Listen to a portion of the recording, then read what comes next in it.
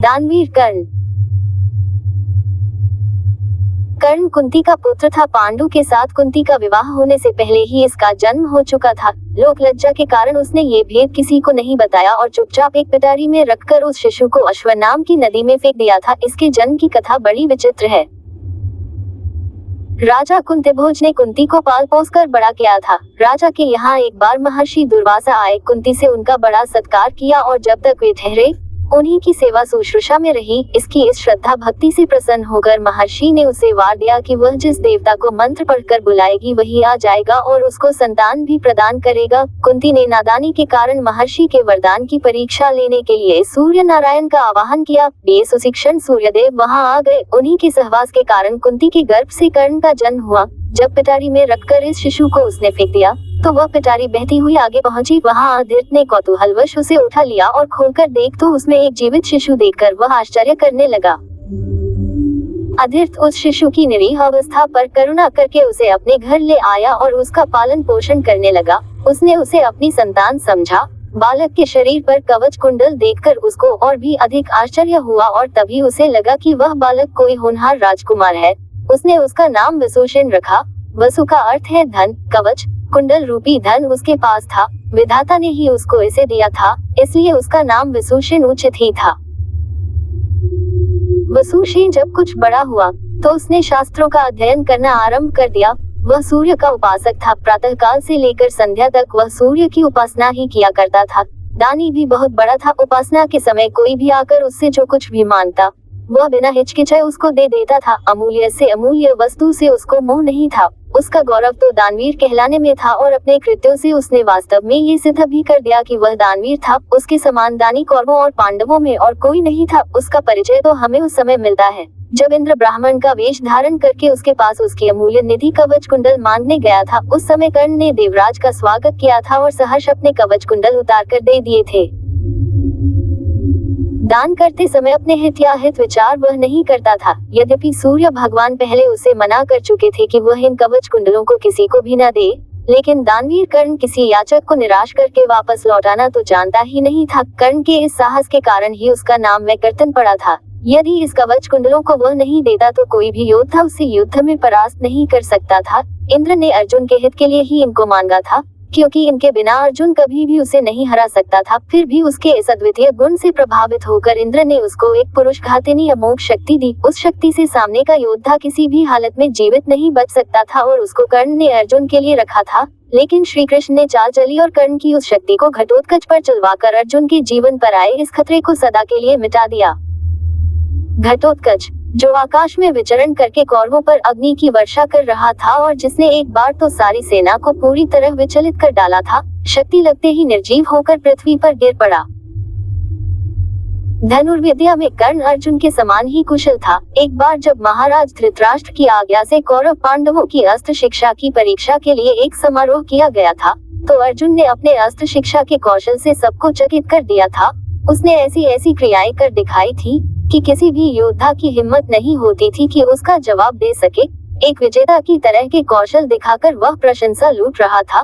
दुर्योधन उस समय हतप्रभ सा होकर चुपचाप बैठा था। अर्जुन का सा कौशल दिखाना उसके सामर्थ्य के भी बाहर था। उसी समय कर्ण वहां आ पहुंचा और उसने मैदान में आकर अर्जुन को ललकारा। कौशल के बल पर तू यहाँ सबको चकित कर रहा है और सभी से प्रशंसा लूट रहा है, उसे मैं भी करके दिखा सकता हूँ। ये कहकर उसने धनुष पर बाण चढ़ाकर वही सब कुछ कर दिखाया जो अर्जुन ने किया था। चारों ओर से कर्ण की जय जयकार होने लगी। दुर्योधन का चेहरा अर्जुन के प्रतिद्वंद्वी को देखकर खिल उठा। उसने उसे हृदय से लगा दिया। उसने उसे अर्जुन के साथ द्वंद्व युद्ध करने के लिए प्रेरित किया। दुर्योधन की बात मानकर उसने अर्जुन को इसके लिए चुनौती दी। अर्जुन द्वंद्व युद्ध के लिए तैयार हो गया। अब झगड़ा बढ़ने की आशंका थी, इसलिए कृपाचार्य ने बीच में हस्तक्षेप करते हुए कहा कि राजकुमार के साथ राजकुमार का ही द्वंद्व युद्ध हो सकता है। सूत के द्वारा पाले हुए हैं, इसलिए इनके गोत्र कुल आदि का ठीक ठीक पता न होने के कारण इनको अर्जुन से द्वंद्व युद्ध करने का अधिकार नहीं है। बस यह ऐसी समस्या थी जिसको कर्ण हल नहीं कर सकता था। वह हक्का बक्का सा अर्जुन का मुंह उतार कर रह गया। दुर्योधन को भी इससे धक्का लगा। क्योंकि कर्ण के द्वारा अर्जुन का मान चूर्ण करने की उसकी ही तो योजना थी। जब कर्ण इस दुविधा में पड़ा हुआ आगे अपने पैर नहीं बढ़ा सका तो दुर्योधन ने उसे राजाओं की श्रेणी में लाने के लिए अंग देश का राज्य दे दिया। राजा होने के नाते अब वह अर्जुन या अन्य किसी राजकुमार के साथ युद्ध कर सकता था। वह इसके लिए उतारू भी था, लेकिन संध्या होने के कारण यह वाद विवाद थम गया और सब अपने अपने घर चले गए। बस फिर जीवन में सदा ही कर्ण अर्जुन से प्रतिद्वंद्वी के रूप में मिला। अर्जुन से ही उसकी विशेष रूप से शत्रुता थी। वह उसकी प्रसिद्धि को सह नहीं सकता था। अनेक स्थलों पर वह अर्जुन के सामने आया, लेकिन अपना कुल गोत्र न बता सकने के कारण उसे सामने से हटना पड़ा। वह सूत पुत्र कहलाता था, क्योंकि सूत ने ही उसको पाला था। इसी कारण द्रौपदी के स्वयंवर में भी घूमती मछली की आंख बेधने की सामर्थ्य रखते हुए भी उसको अवसर नहीं दिया गया। स्वयं द्रौपदी ने ही सूतपुत्र कहकर उसका अपमान किया था और उसकी पत्नी बनने से इनकार कर दिया था। सूतपुत्र को क्षत्रिय कन्या का वरण करने का अधिकार नहीं है। ये शब्द शूल की तरह उसके हृदय में चुभ गए थे और वह लहू के घूंट पीकर अपने स्थान पर आ बैठा था। लेकिन द्रौपदी के प्रति उसकी घृणा इतनी बढ़ गई थी कि भरी सभा में दुःशासन ने द्रौपदी को नंगा करना चाहा था तो उसने इसका तनिक भी विरोध नहीं किया था, बल्कि द्रौपदी की हंसी उसने लड़ाई थी। जब दुर्योधन के भाई विकर्ण ने कौरवों के इस घृणित व्यवहार की निंदा की थी तो कर्ण ने उससे कहा था, विकर्ण, तुम अपने कुल की हानि करने के लिए पैदा हुए हो। अधर्म अधर्म तुम पुकार रहे हो। द्रौपदी के साथ जो भी व्यवहार किया जा रहा है वह ठीक है। वह दासी है और दासी के ऊपर स्वामी का पूरा अधिकार होता है। ये कहकर उसने द्रौपदी के द्वारा किए अपने अपमान का बदला चुकाया था। उस समय उसका हृदय पत्थर की तरह कठोर हो गया था। जैसे भी बन पड़ा उसने द्रौपदी का अपमान किया, उसे 5 पुरुषों की व्यभिचारिणी स्त्री कहा और हर तरह से उसे धिक्कारा। उस समय प्रतिशोध की आग में जलते हुए उसने उचित अनुचित का विचार बिल्कुल छोड़ दिया। द्रौपदी को नंगी देखने और दिखाने की उसकी इच्छा थी। इससे स्पष्ट होता है कि कर्ण प्रतिशोध की भावना के आगे सत्य, न्याय और धर्म की भावना को पूरी तरह भूल जाता था। यह उसके चरित्र की दुर्बलता ही है। कर्ण स्वभाव से कुटिल भी था। वह दुर्योधन को इसी प्रकार कुचक्र रचने की सलाह दिया करता था जैसी शकुनी देता था। जिस समय जुए में हारकर पांडव वनवास के लिए चले गए और द्वैत वन में वे अपना समय काट रहे थे, उस समय कर्ण और शकुनी की बातों में आकर ही दुर्योधन अपने परिवार के साथ पांडवों को चिढ़ाने के लिए पहुंचा था। लेकिन यहाँ चित्रसेन नामक गंधर्व से इनका सामना हो गया। भीषण युद्ध हुआ। गंधर्व राजा ने अपने पराक्रम से सबको परास्त कर दिया और परिवार सहित सभी को उसने बंदी बना लिया। कर्ण तो अपने प्राण लेकर युद्धस्थल से भाग ही गया था। फिर युधिष्ठिर के कहने और अर्जुन के भी प्रयास करने पर चित्रसेन ने दुर्योधन आदि को मुक्त कर दिया।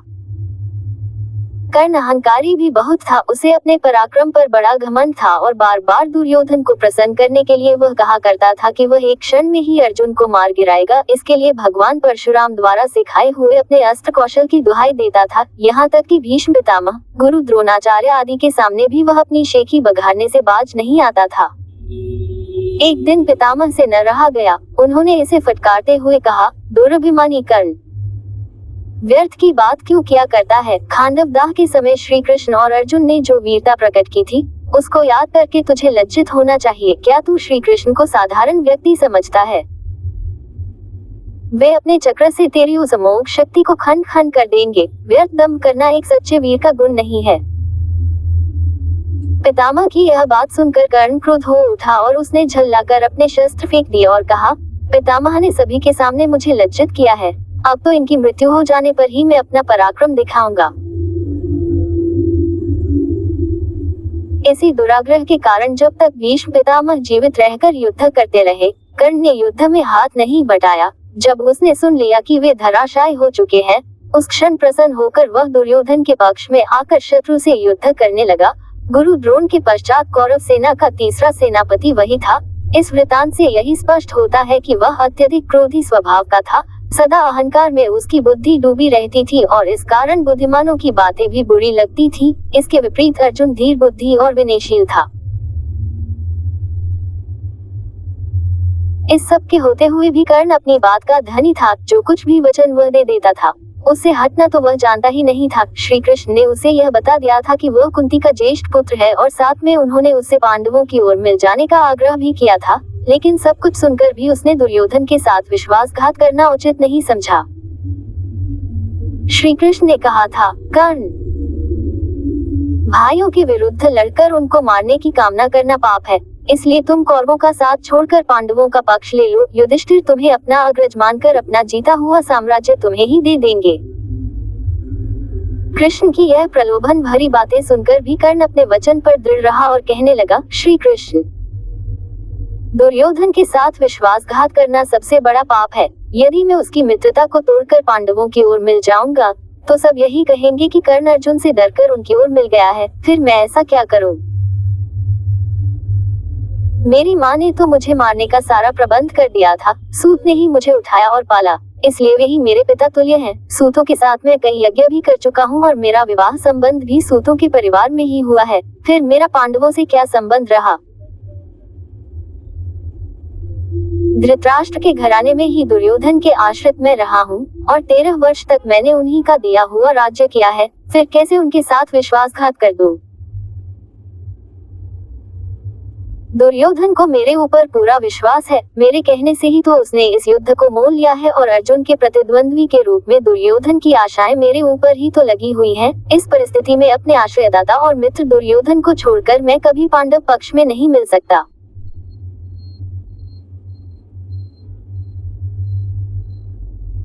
फिर यदि एक बार मैं मिल भी गया तो युधिष्ठिर जो राज्य मुझे देगा उसे अपने वचन के अनुसार मुझे दुर्योधन को देना होगा। इससे तो पांडवों का सारा प्रयत्न ही निष्फल चला जाएगा। ये सभी कुछ सोच विचार कर मैं निश्चय पूर्वक कहता हूँ कि मैं मित्र दुर्योधन का साथ छोड़कर और किसी पक्ष में नहीं मिल सकता। लेकिन हाँ, ये वचन अवश्य देता हूँ कि युद्ध में मेरा प्रतिद्वंद्वी केवल अर्जुन ही है। उसके सिवा किसी पांडव का वध मैं नहीं करूँगा। कर्ण का ये कथन उसके चरित्र की महानता पर प्रकाश डालता है। बात का कितना पक्का था वह दानवीर। दुर्योधन चाहे अधर्मी था लेकिन उसका तो आश्रयदाता था। फिर वह उसके साथ छल कपट कैसे कर सकता था? अंत तक उसने दुर्योधन का साथ दिया और अपने आप को एक सच्चा मित्र प्रमाणित कर दिया।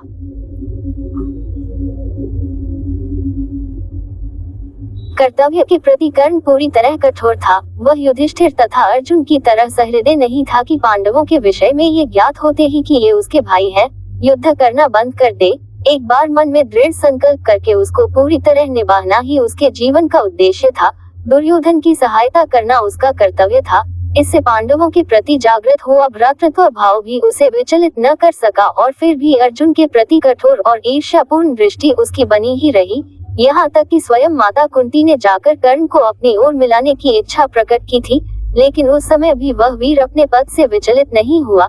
यह उसके चरित्र की श्रेष्ठता ही थी। फिर एक बार कृष्ण को वचन देकर अर्जुन के सिवा अन्य किसी पांडव की ओर उसने शस्त्र नहीं उठाया। अर्जुन से ही युद्ध करते हुए वह वीर गति को प्राप्त हुआ था।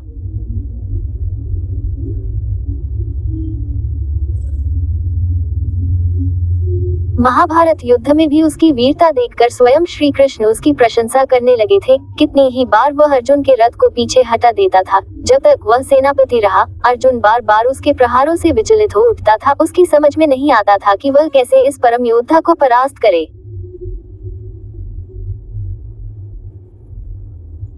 अंत में पूरी तरह निराश होकर उसने कृष्ण की ओर देखा। कर्ण के रथ का पहिया जमीन में धंस गया था। वह उसे निकालने का प्रयत्न कर रहा था। उसी समय कृष्ण के इशारा करने पर अर्जुन ने अन्याय का आश्रय लेकर उसका वध किया। नहीं तो उस वीर को मारना बहुत कठिन था। फिर यदि उसके हाथ में इंद्र की वह मोक्ष शक्ति होती तो फिर उसको कोई भी पराजित नहीं कर सकता था और यह निश्चय था कि वह अर्जुन का वध करके विजय का शंख फूंक देता।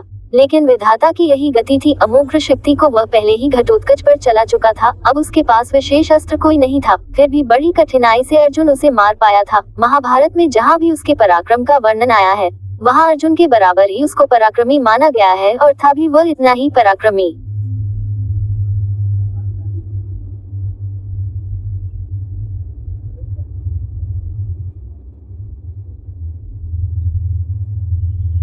कर्ण के पराक्रम में धब्बा लगाने वाली एक बात यह है कि वह कपटी भी था। वह सदा सत्य और न्याय का ही आश्रय नहीं लेता था। उसने अल्पवयस्क राजकुमार अभिमन्यु का चक्रव्यूह के भीतर औरों के साथ मिलकर वध किया था। उसी ने उसके धनुष को काट गिराया था और फिर उसने हत्थे बालक पर 6 महारथियों ने मिलकर आक्रमण किया था, जिनमें से एक वह भी था। निहत्थे बालक की हत्या करने का अपराध सदा उसके चरित्र के साथ लगा रहेगा। इसीलिए इतना पराक्रमी होने पर भी कर्ण अर्जुन की तरह महापुरुष की कोटि में नहीं आ सकता। उसका हृदय कलुषित था।